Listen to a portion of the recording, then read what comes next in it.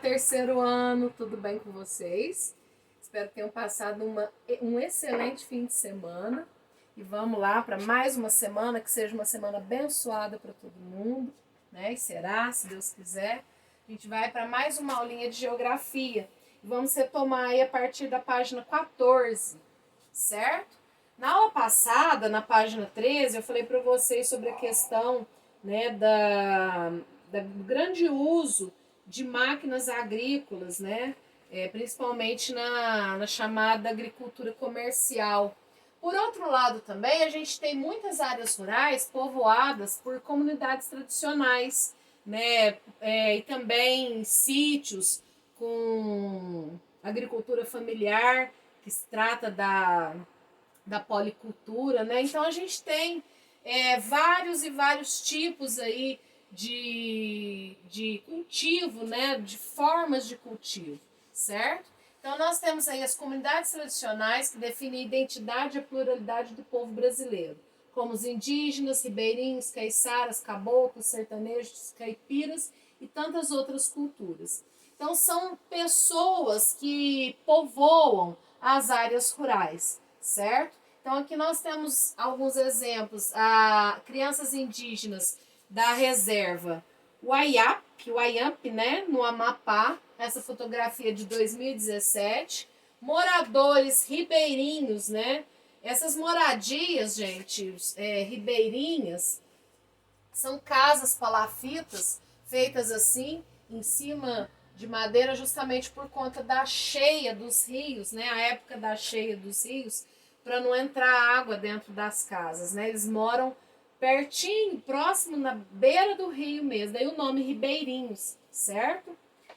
E esses povos e comunidades são culturalmente diferenciados, são grupos diferenciados, que têm condições sociais, culturais e econômicas próprias, mantêm relações específicas com o território e com o ambiente no qual estão inseridos. Então, não tem aquela prática da agricultura comercial para compra, venda, um grande aproveitamento do solo, né, para gerar cada vez mais lucro. Não, eles aproveitam de maneira muito diversa, diferente, né? Eles se relacionam com o ambiente diferente, eles têm relações muito específicas, né? De plantio, de colheita. Muitos mantêm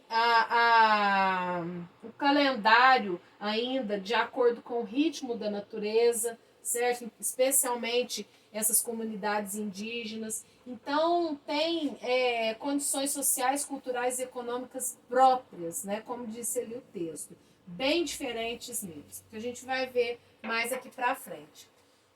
Aqui uma curiosidade, né? A árvore do pequi representa uma importante espécie da flora brasileira e garante o equilíbrio ambiental, dando sustento à biodiversidade local. Já para as comunidades tradicionais e trabalhadores rurais, o pequi é fonte de alimento, cultura, tradição e renda para a subsistência familiar. Pequi é uma palavra indígena da língua tupi, em que pi significa pele e qui espinho. E recebe esse nome porque tem devido a pequenos espinhos no caroço do fruto, né? Então, como se fosse pele de espinhos, né? Pele com espinhos por baixo, certo? E o pequi é uma árvore, um fruto, né? Bem do cerrado brasileiro e que faz parte aí de uma tradição cultural muito forte, né? Quando eu viajei, que eu fui em Caldas Novas, que fica em Goiás, um dos pratos típicos que se apresentava por lá era o arroz com pequi, né? Tem o frango com pequi, então é muito presente nesse interior do Brasil, né? Esse fruto, né? E que também gera muita renda para a subsistência de várias e várias famílias aqui, como a gente pode ver aqui, essas pessoas coletando o pequi, tá certo? Na página 15 tem um texto, eu vou fazer a leitura e depois a gente vai responder junto, tá? Leia a reportagem a seguir. No Maranhão, durante o trabalho de coleta de dados para o Censo Agro, os recenseadores percorreram diversas terras indígenas e constataram um modo peculiar com que essa população lida com a terra. Apesar das dificuldades enfrentadas, como desmatamento e outras formas de destruição, essas comunidades lutam diariamente para que sejam mantidas vivas as tradições herdadas de seus antepassados. Uma das aldeias visitadas pelos recenseadores no Maranhão foi a Axinguirendá, localizada no município de Centro do Guilherme, a cerca de 440 quilômetros de São Luís. Ela está situada na terra indígena Alto Turiaçu, onde vivem os índios da etnia Capor.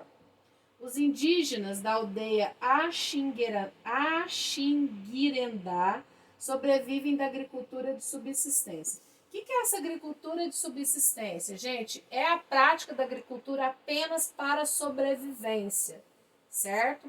Não é a prática da agricultura para comércio, por exemplo, né, que você vende uma parte dos grãos, tal. É aquilo que eles vão consumir. Eles plantam o que eles vão consumir. E assim, várias comunidades indígenas vivem, né, além da agricultura de subsistência, da caça, da coleta de frutos, raízes e sementes, da pesca, certo? Então, essa aldeia, eles também sobrevivem dessa forma, da agricultura de subsistência, da pesca e também da caça. Atividade essa que, por sua vez, é feita dentro de mata fechada. Já a criação de animais é bem restrita. A comunidade ainda conserva muito das tradições de seus antepassados, o que ainda pode ser visto na divisão do trabalho.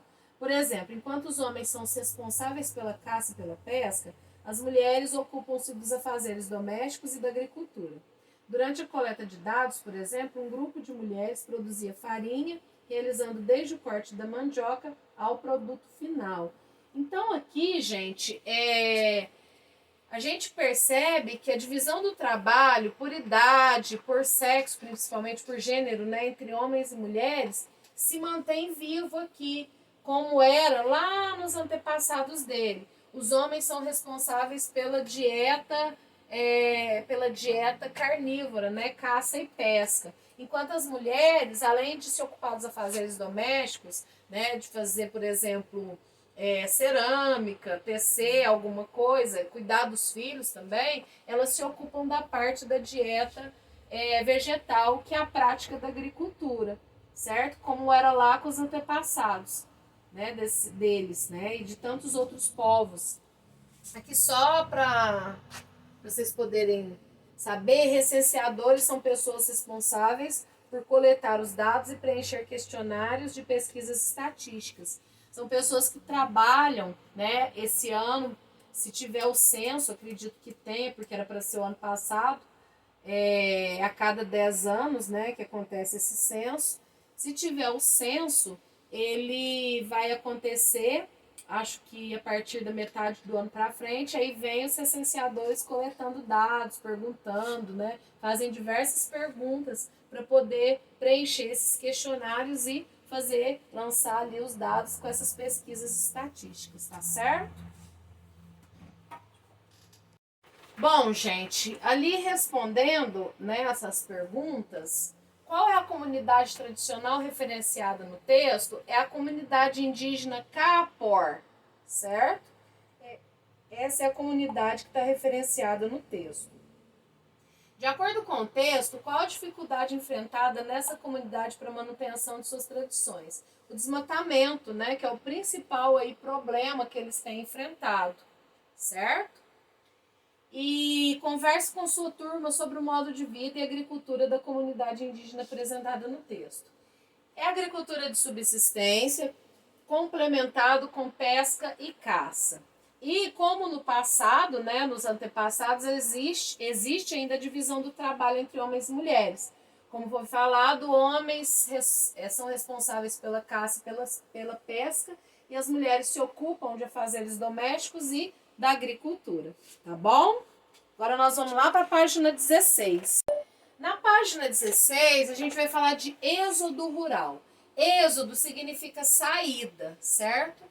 Então, o êxodo rural é a saída do campo para a cidade, a migração que acontece, as pessoas saem do campo e vêm morar na cidade. Isso aconteceu no Brasil, especialmente na década de 1960, quando muitas famílias de agricultores deixaram o campo para vir morar na cidade. Por que isso aconteceu, gente? Principalmente pela mecanização do campo.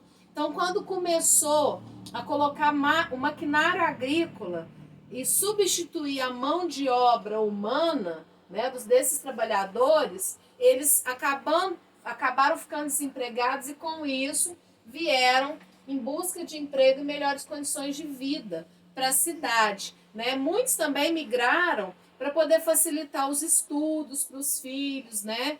E procurar melhor condição de vida, facilitar, já que na cidade existe uma infinidade de facilidades, né? Supermercado, hospital, escola, né? Bancos, enfim. Então, essa migração chamada de êxodo rural, né, esse fluxo migratório que aconteceu a partir da década de 60, aumentou a população urbana, fazendo cair a população rural. Porque até a década de 40, a população rural no Brasil era maior que a urbana. A partir da década de 70, esse quadro inverteu. A população urbana passou a ser maior que a rural e hoje, né, de acordo com estimativas, cerca de 84 a 85% das pessoas moram na cidade, sendo que 16 a 14% moram no campo, tá certo? Tem essas estimativas que indicam mudanças nesse fluxo migratório, porém a população urbana ainda continua maior. Agora nós vamos fazer esse lápis na mão, tá certo? Bom, gente, aqui esse lápis na mão tá mostrando aqui 3 ilustrações que são cenas que retratam a vida cotidiana na área rural. Então essa primeira aqui mostra o preparo do solo para o plantio, né? A pessoa tá lá semeando, a semeadura. Esse segundo aqui são os cuidados com a lavoura, no caso aí a irrigação, tá certo? E essa terceira aqui já mostra a colheita do produto para o consumo próprio e também para venda, tá bom? Na página 17, gente, leia o trecho da música a seguir e depois responda as questões. No rastro da lua cheia. No quintal lá de casa passava um pequeno rio, que descia lá da serra, a água era cristalina, ia cortando a floresta na direção do sertão. Aqui mostra, né, uma música, né, a música do Almir Sater, No Rastro da Lua Cheia. Depois, se vocês quiserem ouvir essa música, tá? Tá esse trechinho aqui. E de acordo com esse trechinho, tem uma paisagem aí que é descrita, né, pelo Almir Sater. Essa paisagem, ela é rural ou urbana? Justifique. A gente percebe que é uma paisagem rural, é da área rural. Por quê? Porque tem predomínio de elementos naturais. Ele fala que no quintal passava um pequeno rio, esse rio descia lá da serra, a água era cristalina, depois ele ia pela floresta na direção do sertão. Então aqui tem um predomínio bem grande de elementos naturais, certo?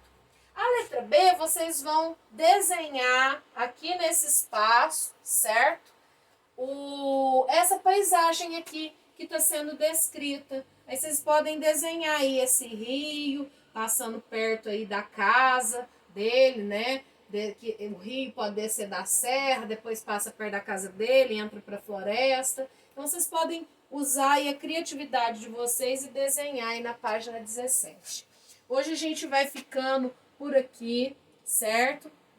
Desejo uma excelente semana para todo mundo. Se cuidem, continuem se cuidando para logo a gente estar junto novamente. Um beijo para todo mundo, saudade.